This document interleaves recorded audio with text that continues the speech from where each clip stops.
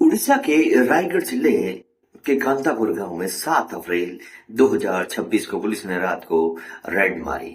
रात को रेड मारकर उन्होंने सबसे पहले लाइट कटवाई और गांव के अंदर लाठीचार्ज कर दिया। आंसू गोले बरसाए गए और उसके अंदर आनंद फानन के अंदर इतने लोगों के अंदर निर्मम हत्याएं कर दी गई थी और कुछ लोगों के अंदर बहुत सारे दबाव बनाए गए, जिसके अंदर बहुत सारे लोग घायल हुए थे। इस कहानी की घटना क्यों हुई? इस कहानी की घटना इसलिए हुई क्योंकि वेदांता ग्रुप के द्वारा यहाँ पर रहने वाले आदिवासी समुदाय को दबा करके इसे एक पहाड़ी दी गई है जहाँ बॉक्साइट माइनिंग की जाएगी और बॉक्साइट माइनिंग करके इस क्षेत्र के अंदर जितना भी बॉक्साइट है वो निकाला जाएगा। एक कांतामला गांव के अंदर उन्होंने एक पहाड़ी है, इस पहाड़ी के अंदर वेदांता ग्रुप के द्वारा बॉक्साइट निकाला जाएगा।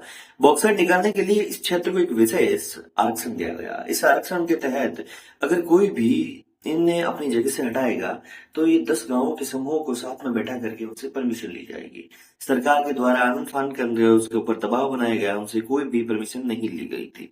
जबरदस्ती कुछ लोगों को उठाया गया और बहुत सारे गांवों को मार दिया गया। जो मर्द लोग हैं उनके सिग्नेचर करवाए गए और उन्हें सिग्नेचर कराकर इस पहाड़ी को हटाने के लिए और हरियाली, हरे भरे पेड़ और ऑक्सीजन सबको काटा गया। ये यहीं पर रहते हैं, खान पान भी यहीं पर करते हैं, रहना सोना खाना पीना सब कुछ इनका जिंदगी यही है। इनकी जिंदगी के सर्वाइवल को छीना जा रहा है। ये आदिवासी एक समुदाय है और इसे विशेष आरक्षण मिला है और ये वेदांता ग्रुप वही वेदांता ग्रुप है जो अनिल अग्रवाल इसके फाउंडर हैं। अनिल अग्रवाल बहुत सारी उम्र के बाद वर्तमान सोशल मीडिया के अंदर है, वहां पर भी वो छाए हुए हैं। अनिल अग्रवाल की बेटी की हाल ही में मृत्यु हुई थी। ये 2023 के बाद 2025 के अंदर उनका रहना खाना जीना और सर्वाइवल तक मुश्किल हो गया।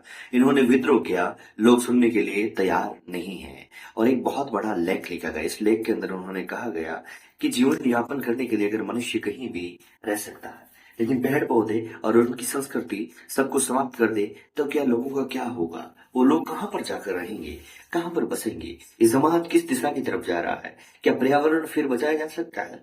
आप एक पर्यावरण को हजारों साल से बसा हुआ उसे उजाड़ने में लगे हुए और दूसरे पर्यावरण को बसाने में, यानी जो पुत्र आपके सामने 40 साल का है उसे आप मारने में लगे हैं और 5 साल की पुत्र से आप कल्पना करते हैं कि नया उत्पन्न कैसे होगा।